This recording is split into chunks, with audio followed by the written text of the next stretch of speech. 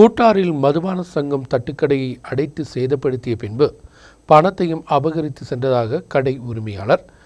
காயமடைந்த கடை உரிமையாளரும் மனைவியும் நெடுங்கண்டம் தாலுகா மருத்துவமனையில் சிகிச்சை பெற்றனர். கம்பம்பட்டு காவல்துறையினர் வழக்கு பதிவு செய்து விசாரணை ஆரம்பித்துள்ளனர். கடந்த தினம் இரவு 9 மணிக்குத்தான் சம்பவம் நடைபெற்றது. நெடுங்கண்டம் கம்பம்பட்டு மாநில நெடுஞ்சாலையில் கூட்டாருக்கு அருகில்தான் ஒற்றைக்கடையில் நிலை கொண்டிருந்த பிஸ்மி தட்டுக்கடையில் மதுபான சங்கம் தாக்குதல் நடத்தியது. 2 பேர் கொண்ட சங்கம் தான் உணவு விண்ட பின்பு பணம் கொடுக்காததை தொடர்ந்து அது கேட்டதை பிரச்சனைக்கு காரணமாக மாறியது. தொடர்ந்து கடையில் இருந்த பொருட்களையும் எல்லாம் இவர்கள் அடித்து சேதப்படுத்தியது. கடை உரிமையாளர் நௌஷாத்தையும் இவர்கள் தாக்கியுள்ளனர். காயமடைந்த நௌஷாத்தின் காலில் காயங்கள் உள்ளன. எந்தவித முன்னெச்சரிக்கையும் இல்லாமல் தான் இவர்கள் தாக்கியதாகவும் இங்கிருந்து பணமும் எடுத்து சென்றதாகவும் தான் நௌஷாத் தெரிவிப்பது. ഇന്നലെ ഞാൻ കടയിലെ ഫുഡ് കൊടുത്തോണ്ടിരിക്കുന്ന ആൾക്കാർ ഒത്തിരി പേരുണ്ടായിരുന്നു. അവർക്കെല്ലാം എടുത്തു കൊടുത്തോണ്ടിരിക്കുകയാണ്. ഇന്നപ്പോൾ ഇവന്മാർക്ക് പൊറോട്ടയും എടുത്തു കൊടുത്തു, ഓംപ്ലേറ്റും ഫ്രൈയും എല്ലാം കൊടുത്തു.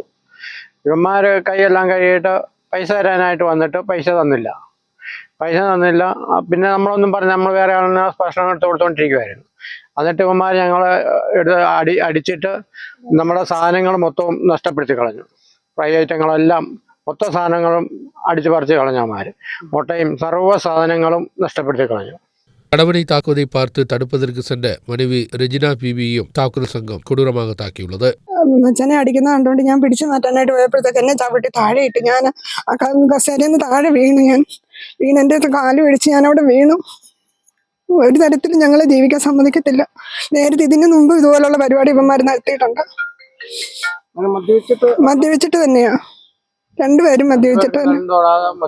நெடுங்கண்டம் தாலுகா மருத்துவமனையில் தம்பதிகள் சிகிச்சை பெற்றனர். கம்பம்பட்டு காவல்துறையினர் வழக்கு பதிவு செய்து விசாரணை ஆரம்பித்தனர். நியூஸ் பீரோ.